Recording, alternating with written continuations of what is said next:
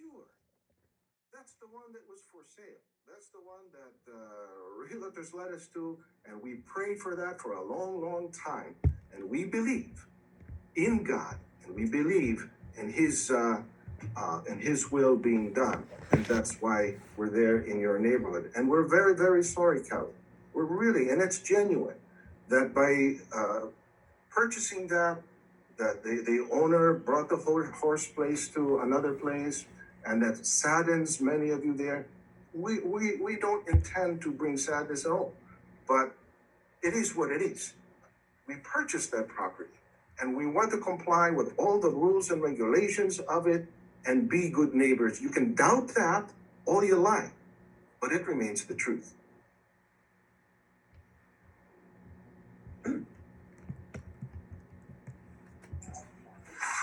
Hi, my name is Mark Hubble. I live on Everglades Drive.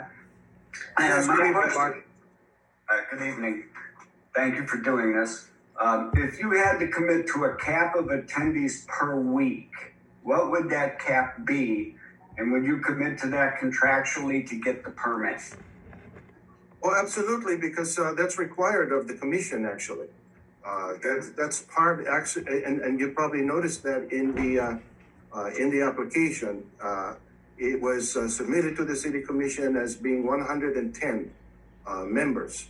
So if we were to assume that all 110 attended 100% of the worship during that any given week, that would be my answer, Mark, 110. Now, I'm talking like 3 years from now, 5 years from now, you're going to say it's going to be 110, right? You don't have any more ambitions, do you? Going beyond the application that's submitted there wouldn't be legal at this time. Members of the Church of Christ believe in following the laws of the land. As long as the laws of the land don't tell us to violate the laws of God, we will always follow them. And that application is very strict, and the city commission has made that very clear to us. So isn't that a temporary application? I don't know, is it temporary? The architect is sitting next to me who filed the documents. He can probably help me answer that more. His name is architect Raymond Frank. I think, Mark, he better answer that one because I'm not so sure if the type of application. Yeah, hi, Mark. We are applying for a permanent use permit for the church in the office location. We previously had a temporary application, but we withdrew that already since we were advised by the city to just focus on the area where the church use is already permitted. So that's what we're applying for this time. So your permit, your permanent permit is going to have a cap of 100 people, right? Is that what you're saying? Yes, the approval from the planning commission will be based on what we submitted, which is 100 people. Period. 3 years from now. Unless we submit a new application to change the number of people. Okay. Thank you. Thank you. Sorry, Mark, I'm the minister. He's the architect. He knows a little more of the technical details of those. He submitted all those documents and such. So forgive me if we'll defer to him on time and again if there's other such questions. I want to make sure to give the accurate information. No, that's fine. I appreciate it. Thank you.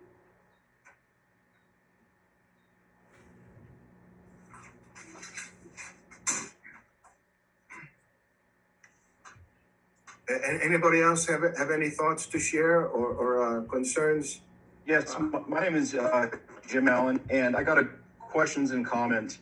The first one is, you opened up with you get with the community. Your words were, you get it. I get what you got. Your guys' concern. So I guess the question is, what do you get, and what led you, or why did you actually have to purchase this property? Being it doesn't really have the facility for a church. It's many acres that you are now closing off to the public and the neighboring community who used to have full access to the mountains, to the hiking trails.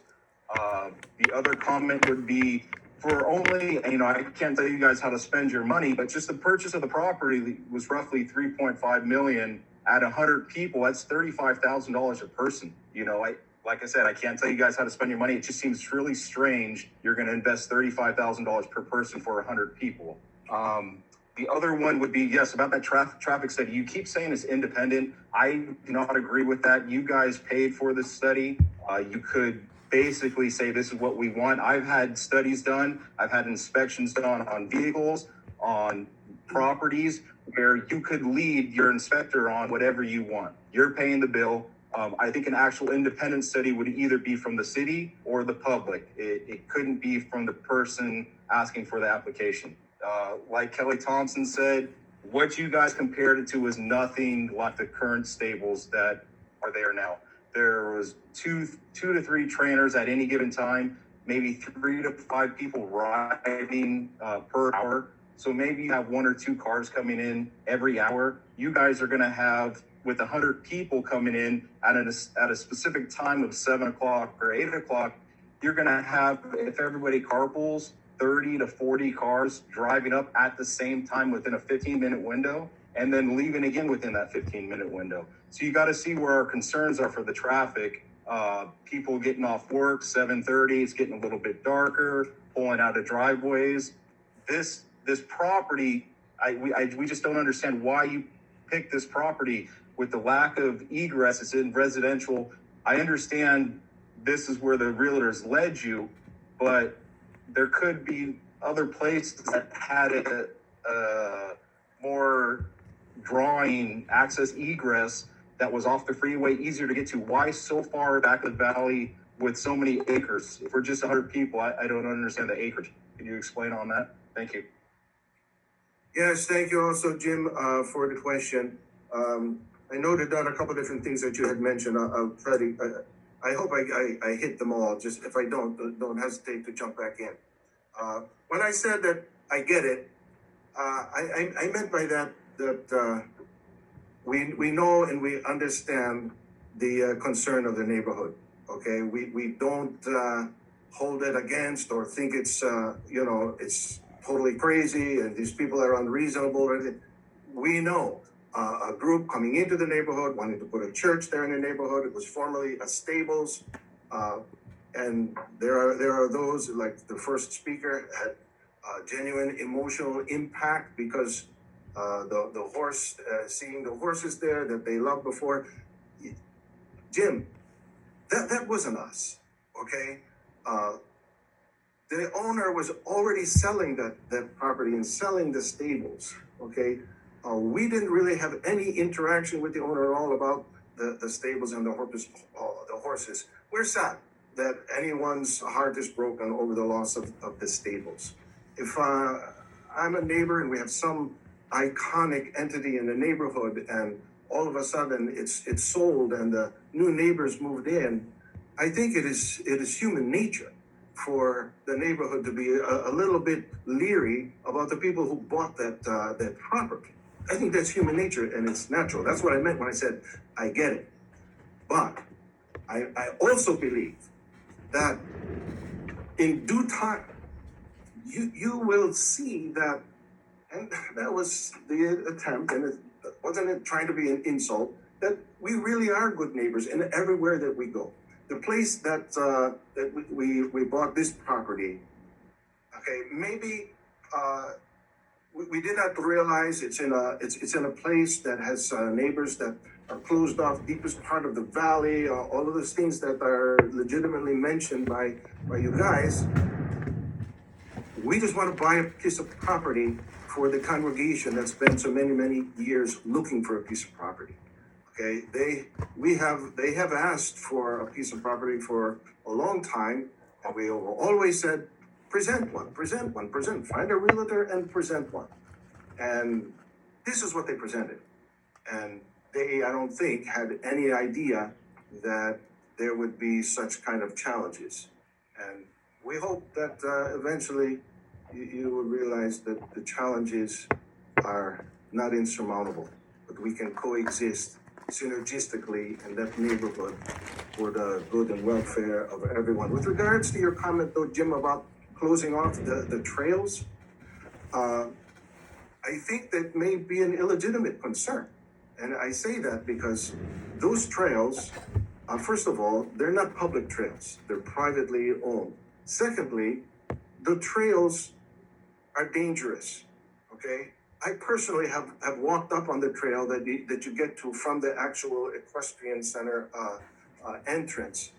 And there's no fencing, there's nothing, it's cliffs. I don't think you'd want your children running around up there, okay? And secondly, the previous owners never allowed the public up there, I've been told. That was never a public, when we purchased the property, of course, it's surrounded by mountains, okay? And you say, why did you purchase 108 acre? Obviously, we're not expecting to put a church on the top of any of those mountains. It may be listed on a deed of being 108 acres, but the reality is there's 4 or so acres there that's actually usable for 100 people. Well, we've had bigger places purchased for congregations of this size, and so it always it works out. Cities are always concerned about parking. You guys don't want us on the street parking, obviously, and we don't want to disturb you on the street parking either. So we want to make sure always, it's one of our goals always to make sure we get all our cars in, don't park in front of the houses of the neighbors, don't disturb the neighbors. We're just trying to get along here, Jim. And I'm not so sure about what you were referring to. I jotted down here a note of about 30,000 or 30,000 per person or something like that. Was that 30,000 relative to the number of people? I mean, if you do the math, the property was 3.5 million, and you say you had 100 people. My math could be wrong, but does that work out to roughly $35,000 a person? Okay, let's go with your math. I'm certainly not good at math, so I'm going to go with your numbers. That's the thing about the Church of Christ, the Iglesia ni Cristo. It's not the Congregation of Pacifica that has purchased that. It's the Iglesia ni Cristo, the Church of Christ, that is global in nature. And that's the way we do it. The next congregation that is, let's say, next in line, so to speak, everybody all over the world, okay, they have their chapel. They will set aside and help the next congregation that needs a place of worship. 3 million here in Northern California. You wouldn't expect to spend less than that to purchase any appropriate piece of property wherein church services can be conducted. Okay.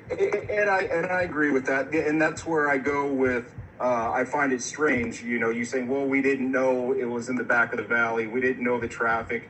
You guys being as big as you are and investing this type of money and doing background. I mean, you guys are definitely not a small church. I assume you would have realtors, planners, city planners, architects look at this and say, hey, is it worth it? Are we going to see any hiccups with the public? I mean, do a little bit of due diligence before just going and buying it. I mean, a few minutes ago, you said you didn't know where it was at. It was all the way in the back of the valley.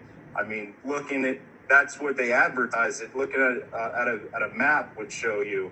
It's leading the neighbors and the public to believe why this many acres, why in this area, and you kind of keep dancing around it. Yeah, I didn't know, we didn't know.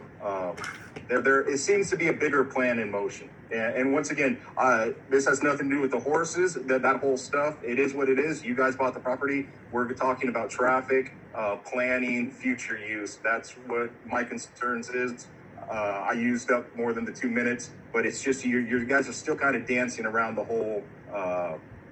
You had excuses. You didn't know that. That's not an excuse. It was a $3.5 million purchase. I'm sure somebody at least went and checked it out. You guys didn't buy it online. But I do appreciate everything you're doing. Let's get some other questions. Thank you. When I say, though, Jim, before we move on, that we do not know, what I'm saying is we did not know that the neighborhood would not be welcoming a Christian group into their neighborhood. Whether it's the back of the valley, the front of the valley, on the seashore, riverbed, wherever we are around the world, we make very positive contributions. And we did not anticipate what we did not know, we did not anticipate is that our neighbors would close the door before we even arrive. Thank you.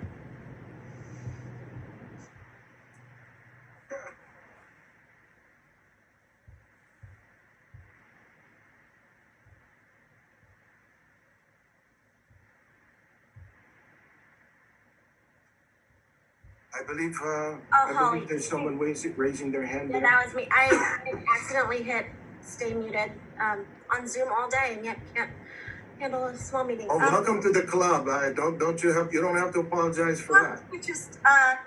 My name is Holly Mawini. I've been a Pacifica resident my whole life. I grew up the majority of my childhood on Glacier, right around, Yes. right down the street from the stables. It's not fair to say you can't access the trails. You can. You can access the trails, and I think that any of us who have been in the back of the valley, any part of the back of the valley, at any given time could tell you that your flow, your traffic study, and your noise study are ridiculous. Respectfully, they're just ridiculous. The noise echoes off of every part of the back of the valley. It is one of the joys of the back of the valley, of how quiet and serene it is, how the fact that there's deer walking down the street, how scary it is that there's mountain lions walking down the street now. But that is one of the things about living in that cul-de-sac, is the fact that it's a cul-de-sac that doesn't have traffic going through it. So I think a lot of the public would like to know, how are you going to address the fact that there are going to be, if you put 50 cars going to one service 5 times a week, it's definitely going to impact the neighborhood negatively. And with all due respect, you're trying to rezone a piece of property that brought income into the city into one that brings nothing in and adds traffic. So you keep talking about positivity, and I just don't.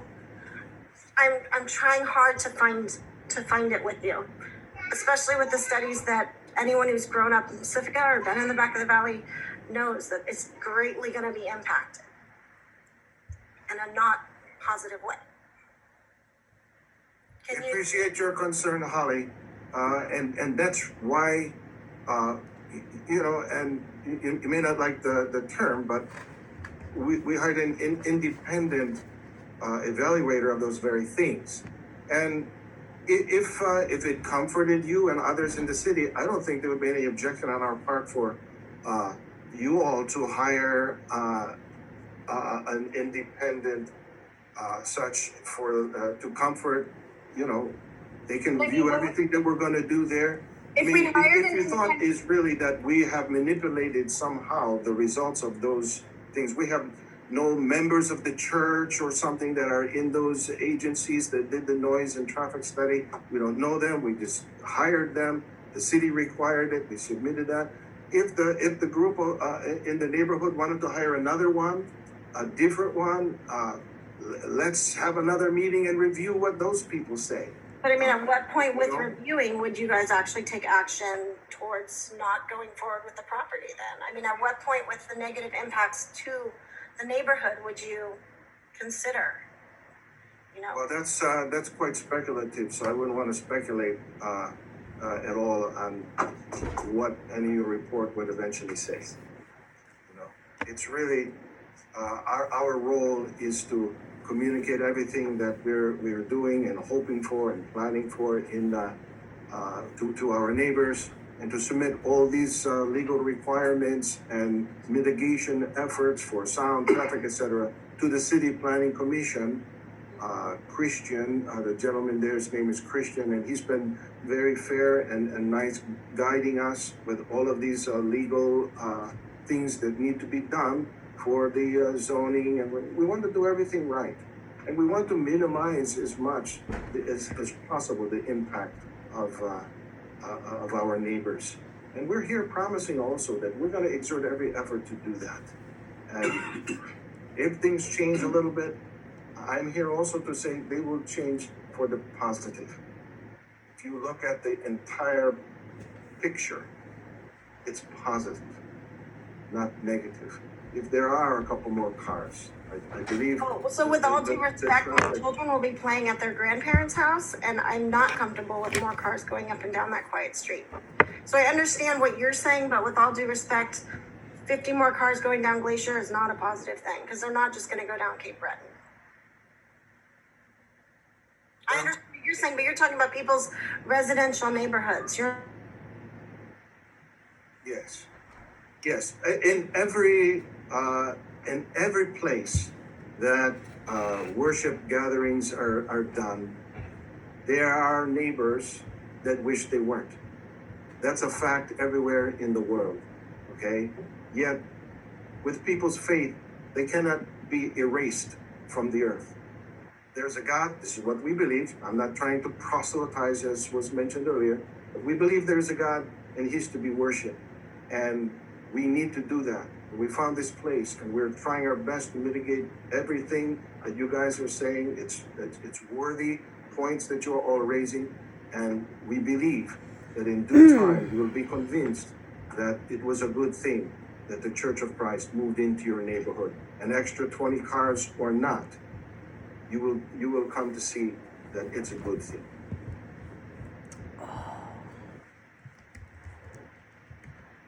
Hi, my name is Vicky Sundstrom, and I live here in Pacifica, and I actually looked over your traffic study and all the related documentation. In my day job, I do traffic engineering, work with developers, and do reports like the one that was submitted. I provided in writing comments on this project, which included the fallacies that are in your traffic engineering report, which is the comparison that a couple of other people have brought up. While, yes, we could do our own traffic study, you have an obligation to provide correct information. And in comparison to the project that has 100 or 56 stables compared to 2 is not the correct way of doing trip generation. Okay, you can't say, well, you know, we're comparing it to the trip generation from this other facility with 56 stables. That's not a fair comparison. You need to provide a fair comparison to the stables with 2 stables up there and what the trip generation is. And you also have to provide a traffic analysis or parking studies for the street and the impact to the street, which, by the way, I'm more than happy to resubmit the email I sent on those plans. So that's the traffic portion. A friend of mine who I don't think is on the call did the review on your sound study. So I know that has been reviewed as well, and there was comments provided on that, and you seem to have failed to update that as well. So you actually have an obligation to go back, review the comments, make the corrections, and resubmit. And I just went online to check, and you have not resubmitted any of that. Thank you, Vicky. Thank you very much. And so, to come back to the point, I do this for a living, so I can tell you that you haven't done everything you're supposed to do. Not yet. You're correct. What we have done. Saying is that you have done, and this is an objective third party, is hogwash, and you've really put yourself in a very bad position with 60 people that are on here. You might make an inappropriate assumption. That being, we have already paid the company the additional amount. In fact, it was $940, just to be specific, for the updates that you're referring to. They have not concluded them, therefore they're not yet uploaded onto the website yet, but they've been paid for, and the company is addressing those. And I think we shouldn't be having this conversation until that information is public. Well, this meeting was not only for the one issue of the traffic study. However, well, I mean, so far, every person that has spoken about traffic. Yes, it's everybody really... that has spoken, and I actually do this for a living, so I can actually say everyone that has spoken so far has said there's traffic issues. I have put in writing the concerns that actually quite a few of the community members had when I reviewed the plans and submitted them. You know, we have a community here, we talk to each other, we understand, we're all professionals, we do this for a living. And Why is it that we're having this meeting when we provided comments months ago? And that you're trying to convince us that you're doing a great thing when you're actually withholding information that we need to see. that may be an inaccurate assumption as well, because we're working as closely as we can with the city commission, being led by Christian there at the planning commission. And we present all these documents to him. And it is only very recently that he informed us of those particular traffic study anomalies that you have mentioned. We have therefore immediately consulted with the traffic study organization and paid them to update it in accordance with the concerns that you have. We cannot rush them along, or as soon as Christian informed them. I don't know how, from the time you submitted your email to the time that Christian informed us about the anomalies you're mentioning, but I can assure you, with God as my witness, we acted immediately and are going to submit those as soon as the company is finished. They've already, like I said, they've already been paid. We're holding this meeting not just to finalize the traffic study, but for all of these issues. That's not the only issue that is being discussed. But I think you're right, Vicky. It seems to be the most significant, and going forward, it's certainly something that we have to address with ever increasing meticulous concern for the needs of the neighborhood. So that's one thing, is the report. The second thing is the impact to the street in terms of parking, in terms of as you're driving up to that church or the driveway, and how people back up and block off driveways are also comments I have made. So I would like to see how these things are actually being addressed on behalf of the community that lives here. There's a lot of things that need to get done. This was a temporary permit. I want to look at the report properly, because there's a whole other level of assessment that needs to happen if you're putting services there permanently. We have together, Vicky, a planning commission in Pacifica that is very efficient. And I would recommend deferring to their good judgment on all of those things. Their good judgment aside, if you have not provided the information, there is nothing they can do about it. Sure, they won't approve our application. An objective third party that gave a report that we've already contested to, then that's not on them, it's actually on you. They're trying to convince everybody on the call that an objective third party has provided information and there's not an impact, and I heard that. And that's correct, because that's the report. Not very cool what's going on. You're correct. They submitted that report, and that was their report. We will see what they come back with. When do we see the next set of traffic reports and sound reports? Because I know there was an assessment on the sound by an architect in the community. Well, we haven't. Paid them, so you should have a report. You don't get paid until the report's done. I think that would be wise on your part. Wait for that. It will always be published on the city's website. But when can we expect to see it? I believe maybe that's a question for Raymond again, because I believe he's the one coordinating those traffic reports. The traffic and the sound report updates. Yes.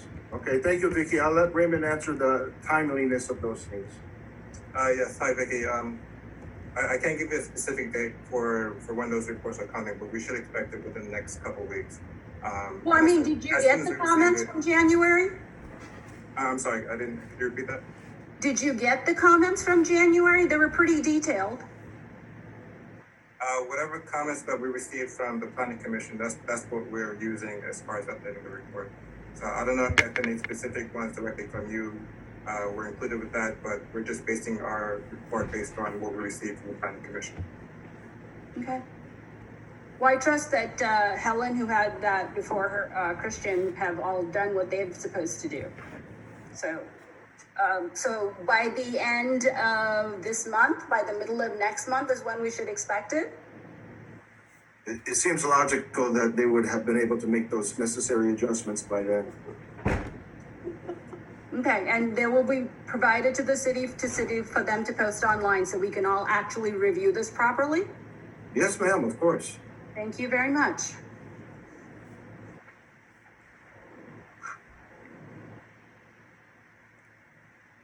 And I'm sorry, Vicky, if you really think that we're trying to hide something or something here. We're holding this meeting voluntarily because we want to be forthcoming with everything. Okay, so hold on a second here. I appreciate that you think you're being forthcoming, but you started out with, here are the independent third parties that are telling you that this is great. Well, you were counting on what, everyone didn't read the report? Because quite a few of us apparently. What I said, was it not true? Was it true or false? Oh, hold on. No, you hold on. Come on now. You know, we're being as nice as we can be Let's here. not do this. Let's not do this because I actually Agreed. work for Agreed. people that do this work. So let's not degrade the work that I do for a living because I know how it's supposed to work. And I actually, it's a small field. We know everybody. So I know the people that do the work and I know their integrity. So I completely understand what's in writing and what the process looks like. So let's just wait for the next round of reports. Let us look at them and let's talk about how you're going to address the traffic issues that are coming out of whatever's going on over there. And that's that's reasonable. Let's do that. Is traffic demand management for that facility, which you're required to comply by as well. So let's just get real about some of these issues, okay? I've actually spoken more than I need to. Please move on to the next person, but I do look forward to seeing the reports. And I will send my comments to Christian to make sure you guys have them. Thank you. Thank you. We'll look for that. Thank you, Vicky. Hi, my name is Linda Fuller. I live back in the area. I live on the corner of Rainier and Cape Breton. And I don't actually need a traffic study to know what's been going on. The equestrian center never had more than 10 people at a time up in the area. So no matter what your study says, the people who live here actually know what's going on. And I don't see how, originally you had applied for a permit for 150 people, but now if I'm understanding it correctly, you're only going to have 49 people being able to be seated. And does that mean, what if 100 people show up? What happens to the overflow of those people? Hey, that's a very nice question. And, in our attempt to try to do everything to accommodate all the concerns, 150 people would certainly be more than 49 or 50, okay? So we had 150 with 100 from Pacifica, and just in case there are guests, we put the number on our first application as 150, give or take, okay? But that would, of course, have been a high number. We immediately heard from the commission that the neighborhood was very concerned about traffic. So we had a meeting here, and we discussed it and said, what can we do to present to the neighborhood? So we changed our use permit application to be a 49 at a time and added, as you saw me present earlier, several more worship service times so that all of them wouldn't have to come down your streets at the same time. A total of 49 if 100% attended. And at 49, if there's even 2 in the vehicle, okay, that would be what's half of 50, that would be a total of 25 people or vehicles. And usually a family inside the church is 4 or 5. So it's significantly less. We did that, and the reason you see 2 different numbers is an attempt to get along with our neighbors and take into consideration their traffic concerns. So what do you do if the whole 100 people decide to attend the same service? I mean, your facility won't hold them, correct? No, that would not be even legal for us because our application has been changed for 49 at a time. So how are you going to ensure that only 49 people come to a service? Are they assigned a time, or how does that work? If that's what would be necessary, if they didn't voluntarily say, okay, we need 49 to volunteer for this one, 49 for that one, etc., if there was not the volunteers, then we would have to really require them for the sake of obeying the laws of the land, which God commands in the Bible to do. We would make it sure that that was what was done. So there'll never be more than 49 cars if everyone drove themselves, but say, that's what you're telling us. Yes, ma'am. There won't be you won't have weddings or other special things going on. Would you want us to cancel the wedding? No, I don't think, this is the point. I don't care if you're a church, I don't care who you are. I've lived in this, like I said, I've lived in this town 62 years. So I moved to this area because it's one of the quietest parts of Pacifica. And we don't want, I don't care, I'm sure you're doing great work. I don't care. You're in the wrong place. You're on a dead end street with very bad access. If there's an earthquake, a fire, there's no way out of this area. There's one way out. There's one way in and there's one way out. I've never been to a church that had only one way in and one way out. It doesn't make sense. And you're telling us, that the traffic study, there's only going to be 12 cars or something. It's not realistic. And you bought a property that wasn't zoned to be a church. So eventually you're going to have to change the zoning to get it to work for you. And there's no way to change the ingress and egress. There's one street in there and one street out. And it's narrow. You can't pass two cars by at the same time when there's people parked on the side. There are people walking in the streets because there's only one sidewalk. So it's dangerous. My grandchildren play out in front.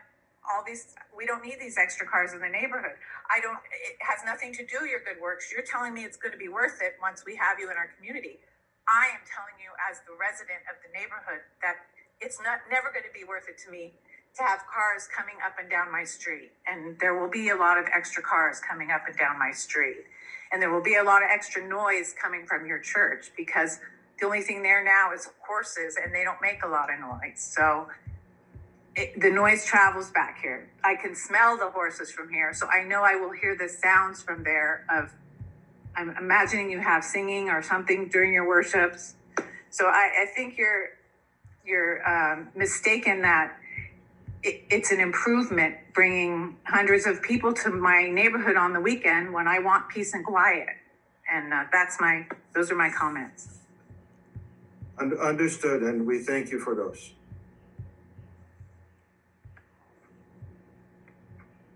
And let me just say one additional point, though, too. Those concerns, I believe the city commission will really take all of those into consideration when they approve or disapprove our application. Okay, we're asking, and they will tell us yes or no on our application. And I'm very sure that you can be confident that they will consider all of those concerns when they evaluate the overall application.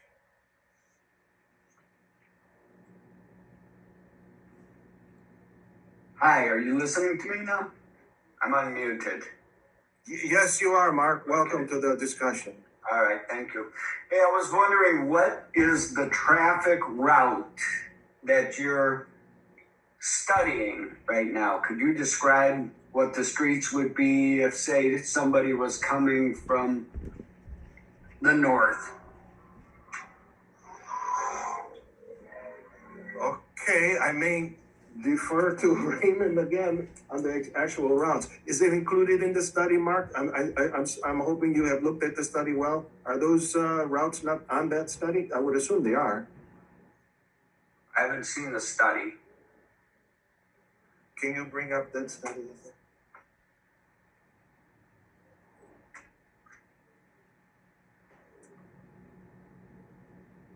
If the study itself doesn't have the routes coming in, Mark, I guess we can work that up for you and make sure that you have a chance to see that if need be.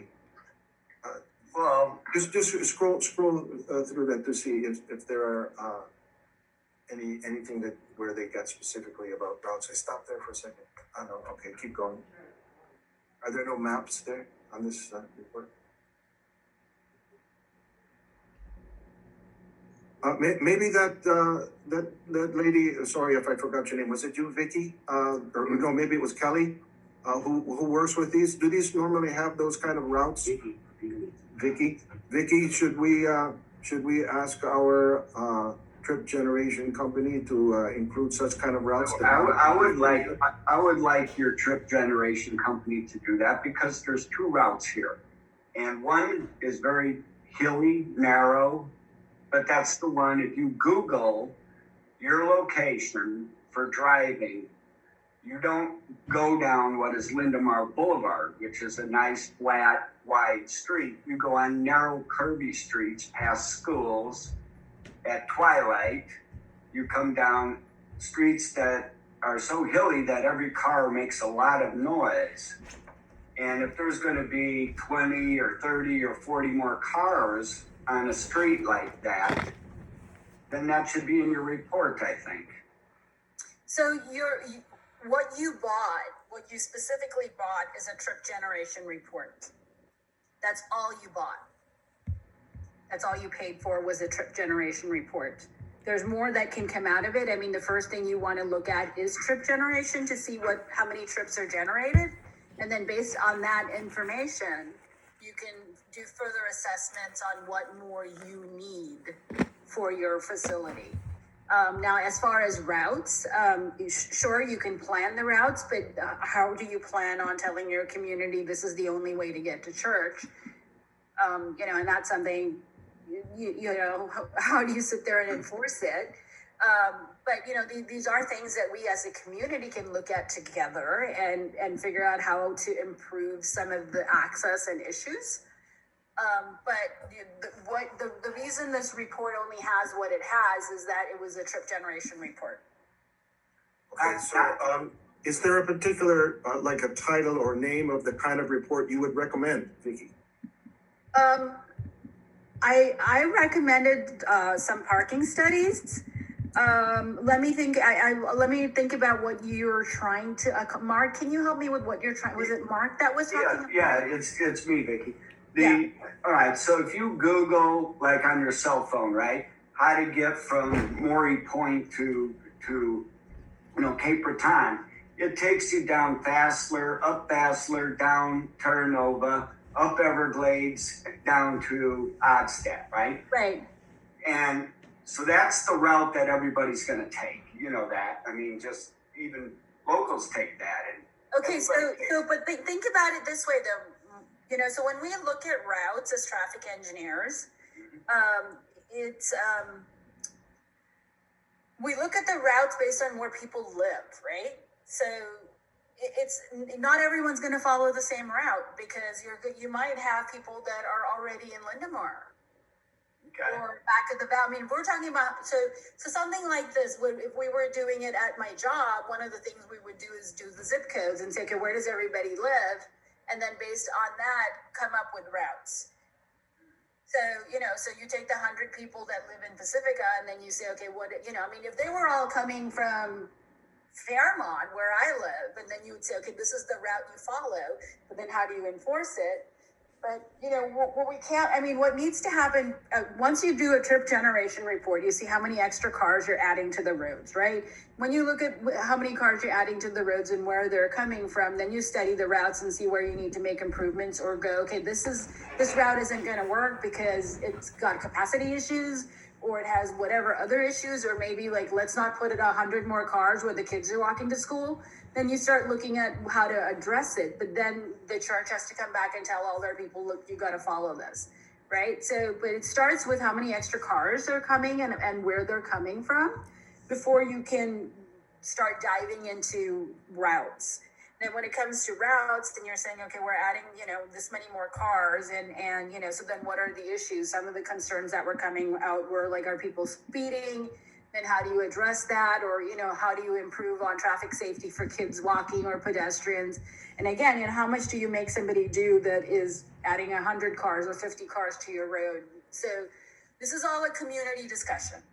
But the first thing that we need to do is have a correct assessment based on not just what's going in now, but what's going in down the road. I mean, you don't put up a building and go, okay, there's only 50 people living in the building, but the building has capacity for 1,000. You plan for the 1,000 because the road expenses are pretty high, and you want to plan for that and figure out, how you're going to do all of this and where the money is coming from, and plan for the entire capacity. So the trip generation, it can't be based on what you're doing temporarily in a tent or temporarily in a building, but like, what are your long-term plans? And then based on that, we can look at the routes, what improvements need to be made. In some cases, there may be no stop control. We need to add stop control. We may, depending on how many people you got, we might have to look at, and where they're coming from, you might have to look at signal timing. I'm sorry, you guys got me talking traffic all day now. Sorry. All right, well, I think No, it's interesting, actually. I'm learning. All right, I think that there's a big difference between coming down Everglades Street or coming up Lindemar Boulevard. And I'd like to know what your plan is when you're talking about noise and traffic, which route that you're going to use. That's all. Understood, and we will do our best, Mark, to include that in future reports, so that we'll. Okay, thank you. Maybe we should just hire Vicky's company. I kind of think you did. We certainly learned what your company's policies. I know tonight. Okay, I think I guess that should we wrap it up? I don't want to keep everybody too late, and if we're okay to wrap this up, any last minute really pressing questions that really need to be addressed in this meeting? Maybe we'll call for another in the future once these reports are done or whatever. Like I said, we'll always try our best.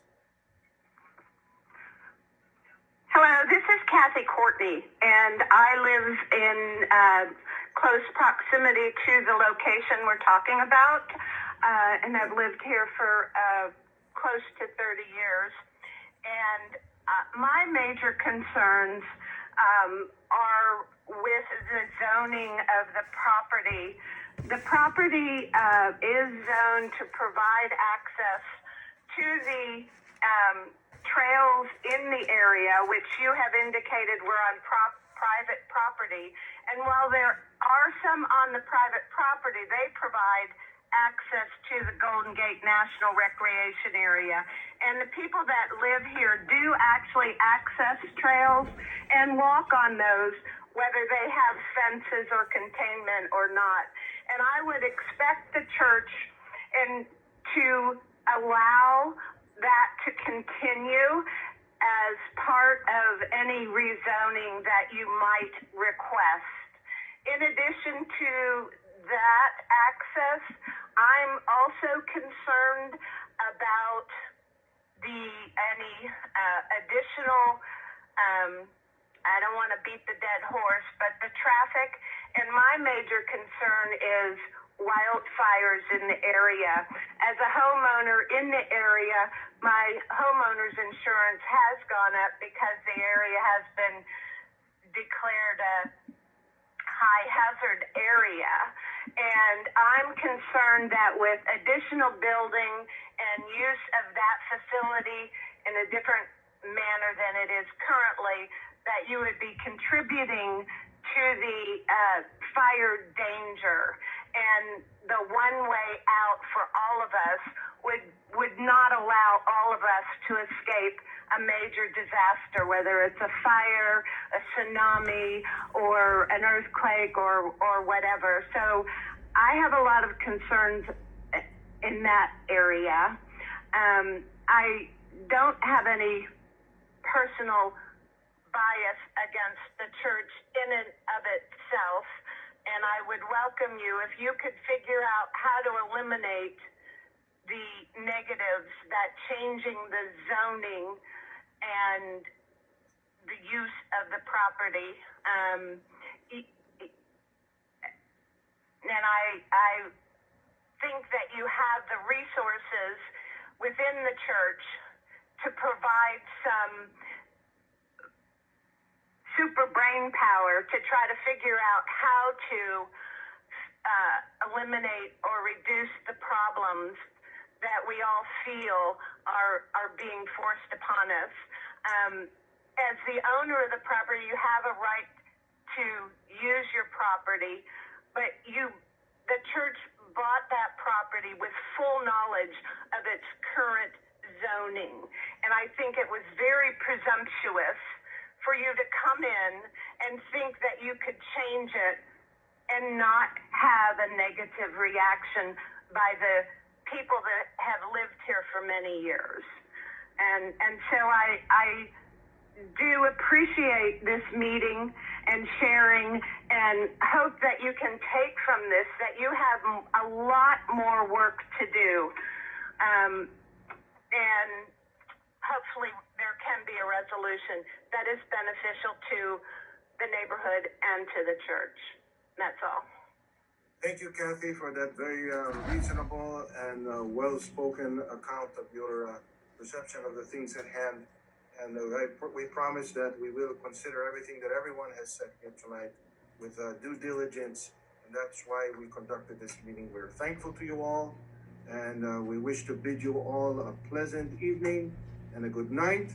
And we will, hopefully, if you will all be willing to come back, let's schedule another one as soon as we get these additional updates and upgrades on the reports that are obviously of most concern. And we'll take it from there. And again, thank you all very much. Good night from all of us here at the Church of Christ.